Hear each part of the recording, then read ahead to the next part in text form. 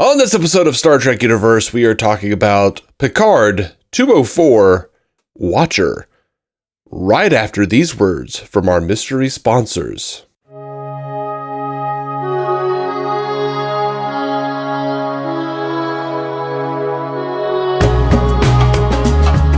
Welcome to Star Trek Universe, the podcast where you get to listen in on the continuing Star Trek conversation two lifelong friends have been having since they were 6 years old. My name's Matthew Carroll. I am David C. Robertson. David C. Robertson. Mm-hmm. What's happening, bud? Nothing much, man. You know what? I'm already sick of the hot weather. Yeah? Like Alabama has, in the daytime, at the very least, turned into a furnace. Yeah, it was pretty hot yesterday.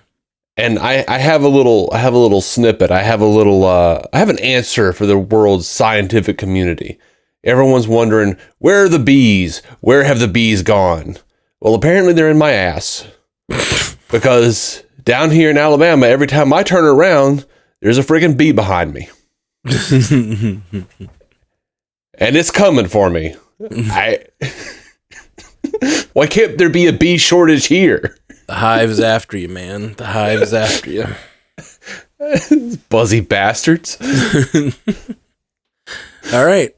Speaking of queens of the hive, the queens being pretty suspicious, pretty sussy. Don't be suspicious. Don't be suspicious. As the kids sing on TikTok.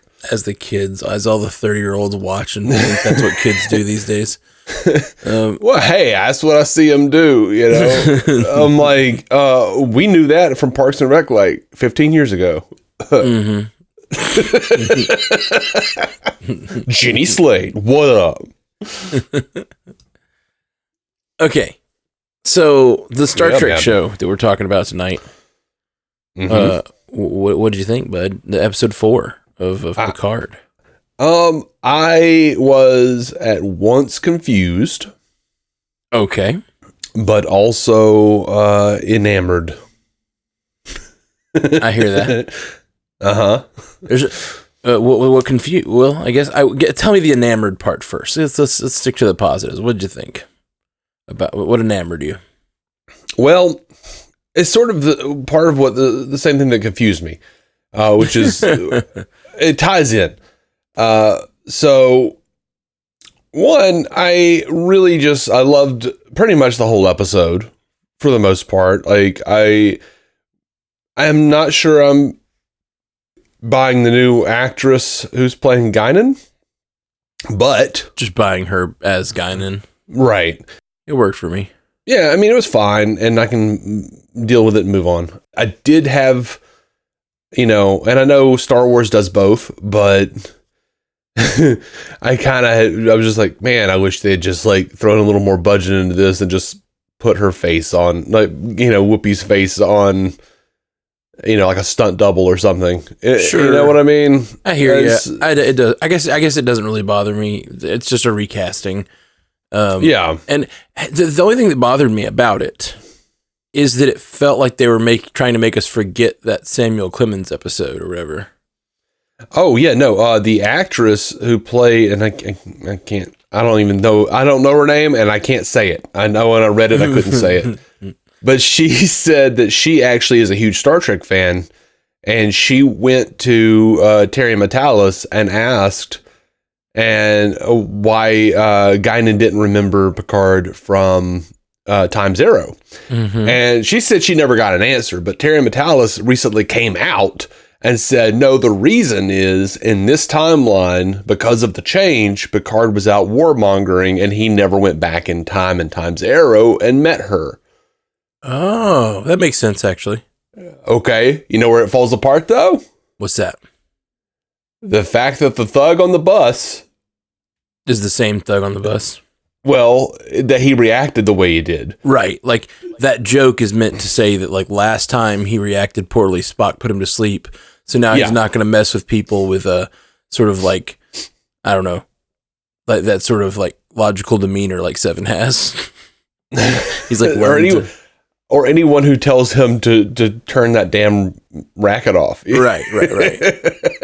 Doesn't seem like a nerve pinch is that scarring that 40 years later or whatever you'd be like, I don't know about that, man. All right, I don't want to take a nap.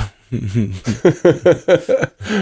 don't know what he did to me, but I woke up. I don't know. It could be potentially quite violating. Oh, for sure. Like if you just woke up like several hours later or 20 minutes later and you don't know what happened. You don't know what happened. Yeah. So you like go home and you're like freaking out and looking at your body like what happened? What did he do? Yeah, nothing horrible seems like I'm not bruised. I'm not like broken and my jaw's okay. Like I suddenly am asleep. That was a fun callback, but yes, I agree that if that joke doesn't work, if that can't exist. Mm-hmm. Right. Well, no, no, you're right. It depends on how much the change affects the timeline, which we don't know yet. But this is we're bearing down on a very small. They made it was used as a joke, and there's lots of reasons that guy could have responded differently. And Guinan's different than that guy. Guinan had words repeated to her and threw up. So because she could sense the alternate timeline. So yeah. Who knows? Yeah. Who knows? So it makes that answer makes sense. The guy on the bus withstanding is a joke that could have worked for some other reason. It's not illogical for a guy to just say like, okay, fine. It could just be a joke about him getting older, him being an older guy. Like, all right, fine. I don't want to like that song. Yeah, it's so funny to hear that song again. Like in different. It was contexts. An updated version too. Well, yeah. I just remembered the it sounded very I remember the words basically. Yeah. Well, the original was "I hate you," and this one was "I still hate you." Oh, okay. I thought so. Okay, I remember hearing that. Be like, wait, what? This is so familiar and so not. Okay. But it was the same actor. It was he was the musician who wrote this and performed the song. Mm-hmm. And he was also like a producer on Dinosaurs. He's done a bunch of stuff in his life, dude. That's weird. Ah, man. It seems like there's just this culture out in LA of just like, especially if you have parents or whatever that like work on the stuff, it like people just fall into weird, cool jobs out there like that, Mm-hmm. It's neat. I don't know. I didn't have anything to say about that. But I loved it. I loved it. I also hate it. I hate that concept because I don't live out there and I'm jealous of those people. But it does seem like kind of a cool life. I just watched Licorice Pizza, the Oscar contender. We're doing a bunch of Oscar movies over on Bingers Assemble. And sounds terrible. Oh, I always enjoy. I'm so sorry. I always enjoy the Oscar movies. Like it makes me watch movies that I don't normally watch, like a bunch of like art house stuff that I wouldn't normally see. And Licorice Pizza is like a Paul Thomas Anderson movie, so like it's really well done. But it's about like a kid who's just living in LA and he's like running around trying to make his bones. Let's see. Yeah, Paul Thomas Anderson is one of those that I really like as a director. I did not know that was him. I haven't paid attention to it for a few years, but the Oscars were not going to be the thing that brought me back. I would actually just wind up looking up Paul Thomas Anderson and being like, what is he doing lately? And then just like binge all of his movies. To me, it's always interesting to see like what the sort of Hollywood elites think is the cutting edge. You know what I mean? Like, because Oscars is that, like often it's either that or it's like homages to old Hollywood. Like that's basically all the Oscars are. Or sometimes huge spectacle, like Dune is one of the Oscar contenders, and or the best picture. Like we were going to try to do some Oscar movies, and it turned out like they did 10 best picture noms this year. So gross. Yeah, which they just expanded a few years ago to where they can do 10. It used to be 5, I think. But so we were like, well, I guess we're just doing best picture because we can't get to all, and we're still the Oscars are Sunday. We still got a couple to do. So we'll see if we can make it. Yes, I don't even know when the Oscars is. Yeah, like, exactly. I don't normally pay attention, but there's been a few years that were very rewarding where me and Alyssa, just for, I don't know, cultural expansion or something, we decided to intentionally watch all the Oscar contenders. Me and Alyssa did. Like, what was it? What was? And sometimes it's not even before the Oscars. It's like after the Oscars happen. We watch like all the winners or something like that, just to see what we were kind of missing when we're not watching all the art house stuff. Yeah, it's been fun, and so to do it on Bingers has been cool. Okay, but we're gonna try to do an episode tomorrow where we actually talk about kind of all of them, like a horse race style. Like, what did you think? Who's gonna win? That kind of thing. Mm-hmm. And then do one after, of course, as a wrap up. But anyway, Star Trek. Yeah, man. Okay, let's kind of go character by character because I feel like this episode it is more broken apart than the previous episodes because they're literally never together, right? You know, something like that. Yeah. We got the Seven and Raffi storyline running around downtown, phasering cop cars, fuck the police kind of stuff. Yeah. I find it really interesting what they're doing with ice because, and I'm sure there are people out there who saying, you know, again, at this point, I think it's probably lost most of the people that really care, but the like Star Trek's too woke kind of thing. But like, I mean, for Star Trek to reach a point in its history where the sanctuary district, they actually mentioned sanctuary districts this episode.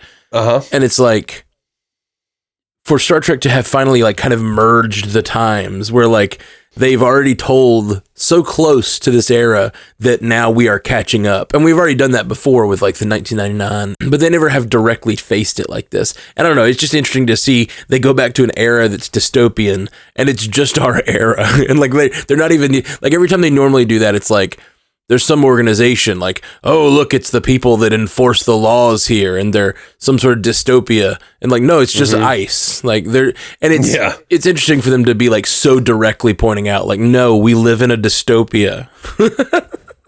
Like it's pretty crazy. Yeah. It was funny because I saw some people on Twitter saying like, oh, this was a little heavy handed with ice. And I'm like, no, it's just reality now.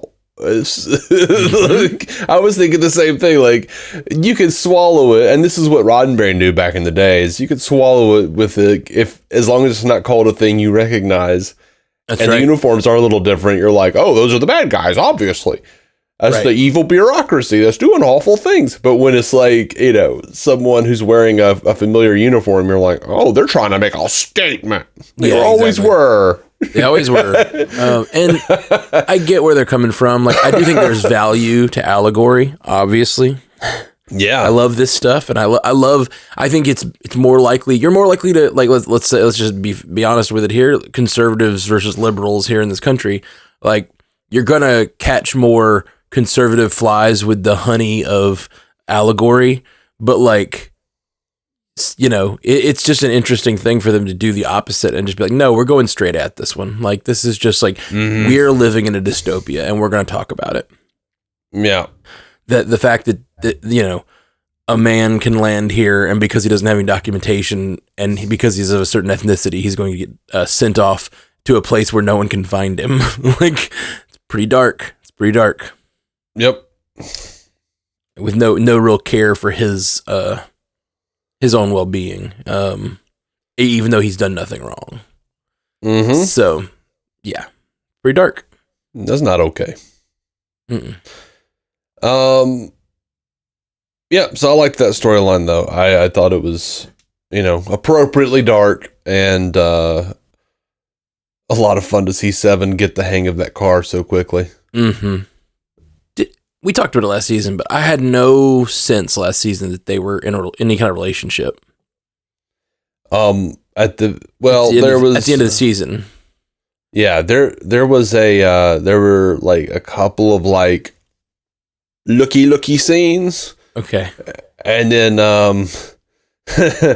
and then it seemed like they had like a good rapport in the couple conversations they had. And then at the very end, we see them sitting at the table in the La Serena and they were like holding hands. They were like interlocking fingers. Were they? Yeah. Oh, wow. I didn't remember that at all. Yeah. Okay. Remember, because I joked that once again they were waiting until the last episode to shove Seven into a relationship that felt really forced. You know, I didn't remember that. I remember that being on the show. I remember after the episode came out, they announced that like next season we'll be exploring the relationship between them, and I was like, and we were talking about it a lot, but I didn't remember that they actually on screen did that. Yeah, they did. Okay, and it clearly more has developed in the intervening time between them, but still not too much. They're still like they Girardi started to say relationship and kind of got cut off by them, which was pretty funny. I like how I don't know, their relationship seems very imperfect, and they seem very I don't know, seems very real so far.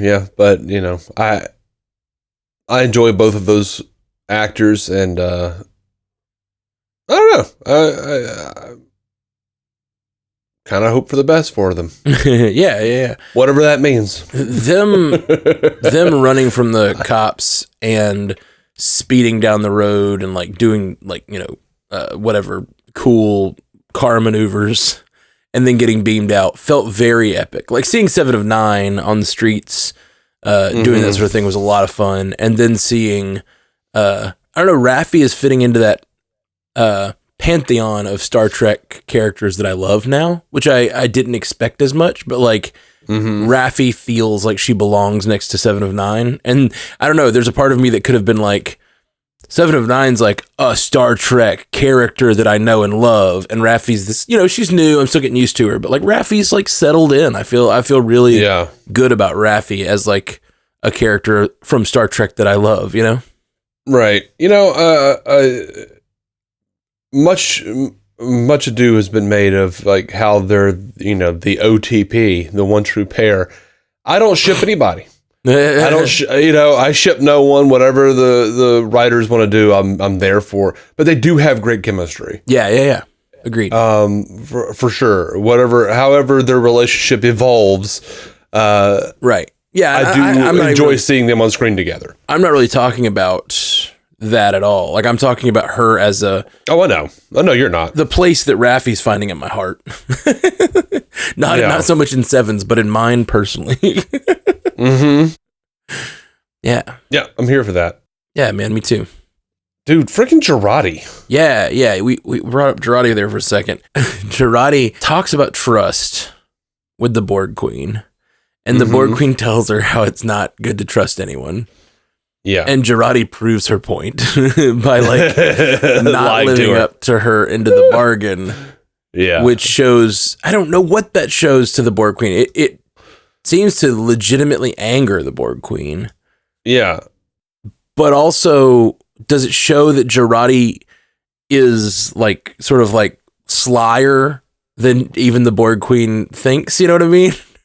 Like, I think it at least showed her or showed us that Girardi is as cruel, if not more cruel, than the Borg Queen claimed she was. And I loved that, like, after that whole speech about how cruel she is and the trust conversation, Girardi just, like, bounces, like, I don't know. She coldly bounces. Yep, leaving her alone and, like, whatever she said a couple episodes ago, the silence of her thoughts or whatever. Yeah. Allison Pill is killing it. I don't know why I'm surprised every week, because she's always been amazing. Loved her on the Newsroom. Love her here. Yeah. She is just really phenomenal. And as Annie Wersching is doing a fantastic job as the Borg Queen. Absolutely. Fantastic job as the Borg Queen. Like, just creepy apple farm, dude. Mm-hmm. This episode, her makeup bothered me a little bit, which is silly. I don't normally care about that stuff at all. But yeah, there's this like sort of like scaly look to her like neck or something. Okay. And this episode, I couldn't get past the fact that it was clearly just like little drawn on dashes. There's like, I don't know. There's like one place where like it could, like there's parts of her makeup that look amazing. Like these things are coming out of her head. And like, there's like all this like real, like almost body horror shit going on. Yeah. But then down her, I think it was down her neck, there's just these little like dash, dash, dash, dash. And it's just like clearly like someone took an eyeliner pencil and just like put dashes down her neck, and it doesn't look like anything more than that. I don't know. I don't know why. I'd never noticed it. I noticed it this episode, and I'm like, oh, that doesn't look very intense at all, actually. Yeah, I didn't notice that at all. Yeah. But agreed with you completely. The actress is killing it. And overall, the effects it landed. I just got that one thing distracted me. I don't know why. I don't normally care about makeup stuff. That's weird. That's weird for you. It is. Sometimes just something will catch my eye and I can't forget it. Well, let's see. We got the we did talking about Girardi. We also got Picard and Girardi at Chateau Picard. Yes, Chateau Picard, and we found out why he's a British guy. Oh, truth. Why he's a English-speaking British. Yeah, his family didn't come back to France for a long time. Right, British-sounding Frenchman. That was what I was going for. That makes sense. Yeah, I actually didn't think about that at all. I've just accepted it at this point. Yeah, I like when they give us answers, even when it's like, see, Star Trek. Sometimes you just need one line. That's all you need. It's one line. The only problem is when they give us one line, they then forget about that line, and someone else comes along to fix it too. Instead of just like, I don't know. So sometimes it seems like they're not paying attention. Or they ignore it. Yeah. Yeah, exactly. Like you already solved that. Like you said a couple weeks ago with Data's aging. Yeah. Like they threw in a line. It's like, oh, they already solved it. I'm happy. But yeah, then they do it. Then they try to solve it again. It's like, come on. You don't need to reboot him into a new body. He has an aging chip. You told me this with that one line 20, 30 years ago. Wait, were you supposed to believe that Data hadn't been aging? I would have. He's gained like 40 pounds in eye bags. He's dying. We see it on screen. Oh, you be quiet about Brent Spiner. Hey, man, it's just a natural way. Look at my eye bags. I mean, shit. I'm right there along the ride, buddy. We all look more like skulls every day. Are skulls fat? I mean, the eye bags, like our eyes start to look more like they just have those big holes in them. Our faces look more like skulls every day. As the flesh sloughs off our bodies slowly. The flesh refuses to hang on. What is that Candyman thing called? It's Candyman. Farewell to the Flesh. That's what I was thinking. Oh, okay. I don't know what you're talking about. It's a Candyman movie. All right. It's called Farewell to the Flesh. I believe you. Okay, go ahead. What else you got? Let's see. What else we got on the... I don't know. What else you got? One thing that confused me. The freaking... This idea that transporters can't go long distances in this timeline, or this time. I guess that might be... The only headcanon I have is that that's a restriction of the technology as it was built in the alternate timeline, because they act like they can't transport from the planet to the ship or like across. I mean, I guess they're transporting from, are they in France to LA? No, that all of that was just because of the ship being screwed up, like and crashed. Right. No, but that's not what they blame it on. They say we can't do long teleportation because there are no relays. They say it twice. There are no relays in 2024. Right.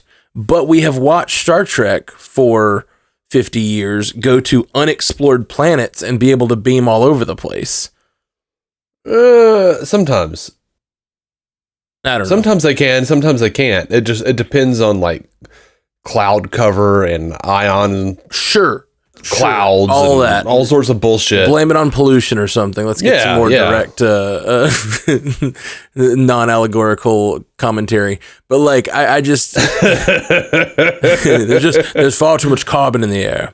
We can't teleport in. But like, I don't know. It just seems like teleporting is the Lost Arena. It's in France, right? Yes, it's right outside of Chateau Picard. Yes, so that's why Picard, when he grabbed the stick in episode 3 or whatever, and he landed the ship. Seems weird to me that they were crash landing in LA and he somehow re-diverted them to France. Well, he knew that they would be. He knew it would be in a place. Yeah, he knew it would be abandoned. Right, and I know if you're high enough, that turn is possible. But like, yeah, are you talking about marijuana or are you talking about like literal height? Talking about spice. But no, sorry, I've watched too much Star Wars lately. Oh, I thought it was Dune. Don't they have spice too? They have spice too, but theirs isn't a drug. In Star Wars, it's a drug, I think. In Dune, it's like Dune, it's like oil or something. Yeah. It's like what makes interstellar travel possible. Yeah. I haven't watched it enough to. Yeah, I think it's an allegory for oil, basically. But in Star Wars, it's an allegory for any type of drug. It's just spice. Ah, okay. Yeah, I don't watch either of those really. So yeah, I've weirdly watched both recently. But let's bear down a little bit on this this Guinan Picard thing. I enjoy. We talked a little bit about Guinan just appearing, but like, I enjoyed their interactions on the thing, but her leading him to the Watcher, like we're burying the lead. We haven't talked about the Watcher and the fact that she looks like Laris. Like, what the heck? Yeah. Oh, I'm excited about the Watcher, man. Yeah, I've been waiting for this for almost the entirety of my Star Trek watching life. What do you mean waiting for this? What's this? What does this connect? Does connect to something for you, or? Oh yeah, it definitely connects. Okay, what is it? What is it? What are we thinking this is from canon? Do you remember Gary 7 from Assignment Earth? No, not really. Okay, there's an episode of Star Trek, the original series, where they meet a guy named Gary 7, and he has a cat who transforms into a human when it feels like it. Gary 7 says that there's a race of beings who basically said, like, look, if you want to go and help Earth out, we're going to actually abduct a bunch of Earthlings. He was abducted and trained. His body's in peak physical condition. He can't even get hurt he doesn't even pass out from a Vulcan nerve pinch, right? And he is sent to different periods in time to safeguard humanity and to get humankind through rough patches. And there are other agents, like in that episode, there are 2 other agents who have been incommunicado, and it turns out they were killed in an automobile accident. So anyway, like, I've always just thought that was a really, really cool concept for a show. And we've never, ever, except for like an extended universe stuff, like books and shit, we've never gone back to Gary 7 or whoever this mysterious race was who abducted him and trained him. Right. But they did refer to themselves as supervisors. The way that this, they said, well, they're more of a supervisor. And the transporter effect at the end was exactly the same. Oh, it was? Yeah. Wow. Well, what episode is that with Gary 7? Assignment Earth. Okay. Well, man, how do we bury the lead this far? We're like nearing the end of the podcast. We're just now talking about this. That's very cool. And I'll absolutely go check that out. It's TOS, correct? Yeah. All right. Assignment Earth. Yeah. I'm going to go check that out. That's awesome. Yeah, like they got their fingers in history. Like in the Greg Cox extended universe, the Greg Cox Khan books, it was Gary 7 who wound up helping Khan get the Botany Bay. Huh. Okay. And he was kind of responsible for keeping it that war a secret. But yeah, I mean, Jesus God, I would love to see more of that. Like, and it was funny because I was over at my mother-in-law's house, and 4 or 5 years ago when my sister-in-law Christy got into Star Trek, I got her this like gigantic puzzle that had it was drawn art, but it was like every character from the original series. And as we're putting this puzzle together, I'm putting in Gary 7's face on the thing and said, God, I wish they had done more with this in Star Trek. It was such a cool concept. And they were like, what is that? And I like explained it. And then like 2 days later or whatever, like I sit down to watch this episode and I'm like, holy shit, they're doing it. Wow. That's freaking awesome, man. But that, really cool. The fact that there's a humanoid who could shapeshift into a cat would make sense as to why, we don't know anything about these people. We really don't. All right. So if someone could like poke into Picard's head for a second and look like Laris or Sure. Who knows? 'Cause we don't know what their powers are. Like they had more than one that, episode. though. Why does him being named Picard, and I don't believe they explain this, why does him being named Picard change Guinan's mind? I mean, it could be because of the time sickness. She could hear his name and know it's true. Possibly. We don't know. It made me think, because he's asking her to take him to the Watcher. And she's like, no, you don't go to the Watcher. Like, that's not possible. And he's like, my name is Jean-Luc Picard. And he's like, Picard. It's almost as if she knows the Watcher's looking for a Picard. Mm-hmm. That's what it felt like to me. That like she knows that normally the Watcher like would not want to see anyone. Like, and clearly the Watcher has a problem, which reminded me of Q. Like, remember, which, who knows if there's a connection there. We've got Q running around as well. But if the Watcher... Also, when Q saw Guinan and said, who is this imp, scared of Guinan, the way that the Watcher treated Guinan, like, no, you're an enemy. You got to run. You got to go away. It's almost like right. There's these different races that are sort of like interacting with non-warp species and like guiding the future. And the Elarians definitely are one of those. And it's like the Q, the Elarians, the Watchers. Like, it's this season is so cool. It's so rife with these like ancient species that are going to have all this impact on humanity. It's so much fun. Yeah, I'm very excited, and I don't know why Q can't snap his fingers, or who that woman was reading the Dixon Hill book, or I thought that was a Dixon Hill book. I just assumed because they also mentioned Dixon Hill this episode, but it was someone working at NASA, and freaking Q had like the Europa thing on the you know what I'm talking about? The Europa project that we saw in the Sanctuary District. I didn't catch that, no, but okay. Oh, it's like the Europa project, boldly going where no one's gone before, or whatever. That was, and then like when the Sanctuary District in the DS9. No, that was like on Picard. Oh, okay. No, I somehow missed that. And then they were talking about or we saw the newspaper that Q was reading. And it said, I've got it written, there was an article about the Brenner Information Systems, which was a company that was established in DS9 in past tense. Okay. So we've got some homework. I feel like not if you've already done the reading, Matt. Some of us have been preparing for this our whole lives. Yeah. Oh, man. Sadly. No, that's super cool, man. But I can't remember shit. I've been enjoying being on that Star Trek podcast. Yeah. With Sean Ray and Rick from Starbase 66 and those guys. But it is a little humbling because every once in a while I'll just say a thing that I just have believed forever. And they're like, that's not the exact wording. Oh, yeah. They're and I'm like, pretty deep on the lore. A couple of them are. That's cool.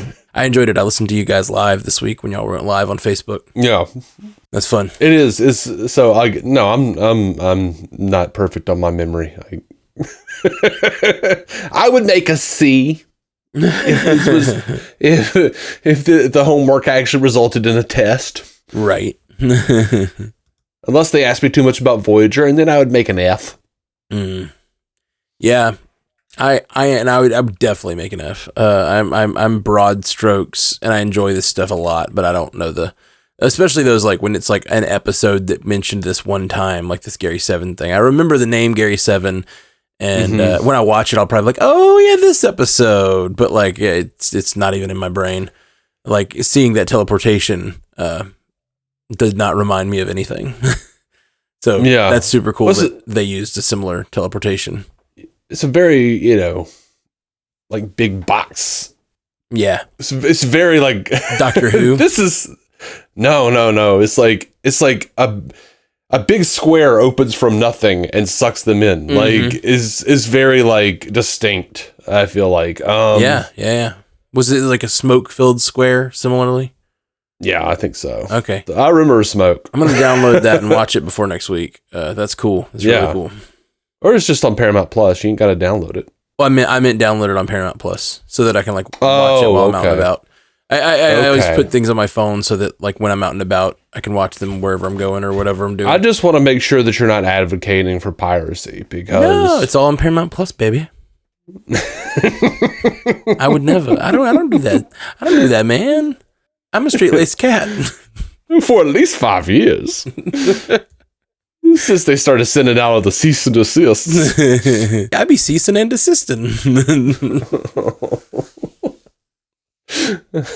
There was no malice or intent. Did you ever see Sour Grapes, that Larry David directed movie with Greg Bierko and Steven Weber? No, I guess not. Greg Bierko wants to like. There's a part in the movie where Greg Bierko goes up to. He thinks he's dying, and his mother will not be able to handle it. So he wants a homeless man to walk into her house because she's got a bad heart and scare her, so she'll have a heart attack and be put out of her misery. Because he's like she can't take to see me die. So like. He gives Orlando Jones, who is a homeless guy in a tracksuit, the key to her car, to her house that says, "Go, you could live here." So he goes in, and you just see him walk in, and then you hear a woman scream and fall down, and then he comes running out. So like later, the cops are questioning him about it, and he was like, "Look, a man came up to me, gave me a key, and said, 'Go in this house.' There was no malice or intent. There was no malice or intent." Funny. Oh man. All right. Well, tons of stuff that I'm excited about. I mean, for this next episode, and the rest of the season. Like, I'm liking the show on a lot of different levels, and there's a lot of different plot lines coinciding. So, I mean, we've got the Elorians, the Q, the Borg, and Gary Seven's people, possibly, right? Like all tying into this story. Like, whoa, what is happening here? And if you're not paying attention, there are tons of little Easter eggs, like the organization they were donating stuff to outside of Ten Forward was a pop-up 21st Street mission, which was the mission from City on the Edge of Forever that Edith Keeler worked at. They had the same 1930s boxing posters from City on the Edge of Forever around town. Guinan's license plate was S02E01, Season 2, Episode 1, which is her first appearance in TNG and Picard. Oh, yeah. It's a lot of shit going on. Guinan's Saurian Brandy. I actually laughed when I saw the Saurian Brandy. I was like, yeah. Yeah, I did too. I was like, hey, I know that bottle. Yeah. So they're doing a lot, and of course the Kirk Thatcher bus gag was a great callback to Star Trek 4, even if it didn't make sense. Yeah, it's like a callback to a future or a past that never existed. Yeah, they have a lot of stuff in all these episodes, and they do a really good job with it. Generally, and I don't feel like it takes away most of the time. No, but if you're looking for it, you see the connections. Yeah, it's super fun. I am excited to know why Q is suddenly powerless. I'm excited to know more about the supervisors, the Watchers. Yeah, yeah. God, I've been waiting forever for them to do something with Gary Seven's people. Like, whoa, what is this? Yeah, dude, I'm excited. I'm gonna go watch this week. I'm gonna watch that episode and Past Tense, because clearly with the sanctuary districts and with the him being pushed toward one, like I just feel like we're getting close to some real collisions, and even just the fact that we're getting a major plot line that seems to be coinciding with a DS9 invention is also super cool. Man, just so cool. Okay, well, any other thoughts or predictions or whatever? No real predictions. I will say be aware that Assignment Earth actually does kind of feel, I mean, it is very much a Star Trek episode, but it does feel like a backdoor pilot. Like they even like, it seems like they tease something at the end of the episode where Spock is like, they will have many more adventures to come or whatever. So it's like, I don't know how accurate it is, but there has been a rumor for years that Roddenberry intended for that to be a spinoff. Very called cool. Assignment Earth, but right, never came to fruition or whatever. Okay, yeah. Sweet. Well, I'm excited. How cool would it be if we got Assignment Earth now? I'd be, oh my God, I'd be so over the moon. Like, yeah. I would just, yes, please. Yeah, let's get Rainn Wilson in. Let's do the Harry Mudd spinoff that Roddenberry talked about, supposedly, maybe. Like at that point, if you're riding that high as you are at that point, like the king of sci-fi on television at the time, you're just like, man, I'll make all the shows, and like none of them happen. You know, I'm gonna do the same thing that whoever the guy who made all those comedies that intersected, Mork and Mindy and Norman Lear. Yeah, maybe? is that who it is? Yeah, probably so. Or Gary Marshall. Yeah, that's who I had in my head, and I couldn't think of his Gary name. Marshall. Yeah, I was thinking Norman Lear. That's Good Times and all that. Okay, yeah, Gary Marshall. That's who I was trying to. Name I was trying to come up with, but he made all those, Happy Days and all the spinoffs of those. Yeah, Johnny Loves Chachi and all that shit. I bet there was a glint in the eye of Roddenberry that was like, I could be the sci-fi Gary Marshall, and didn't really. And I mean, he did create tons of spinoffs as the years went on, but it's all Star Trek.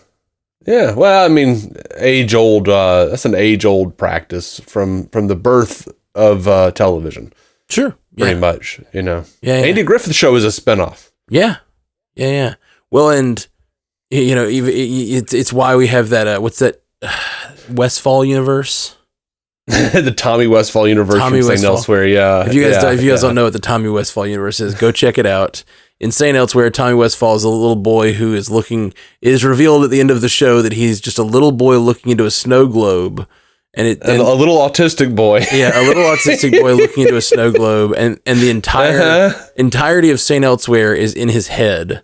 But if you take that logic to its conclusion, it is all intersecting with basically every other show, including Star Trek, I believe. Yeah. Everything is in Tommy Westfall's brain. Yeah, there've been so many crossovers, and you can find these maps online that like show all the different connections of how like every TV show is connected to St. Elsewhere somehow, which means all of television is basically happening in the snow globe of this little autistic boy. Yeah. Pretty great. They really made history with that ending. It's like no one would remember the name Tommy Westfall, but like, yeah, we all do because of that like very specific connection. Yeah. It doesn't really have anything to do with Tommy Westfall. It's just the fact that all the shows are connected. But it's pretty great. It's pretty go look at that map, and like especially if you can find explanations for all the connections, it's super fun. All right. Well, as usual, we've gone far afield from Star Trek at this point, so I guess that's about all. Y'all have a good day. Peace. Joel on True, live long and prosper. Thank you for listening to the Star Trek Universe Podcast, a Stranded Panda production.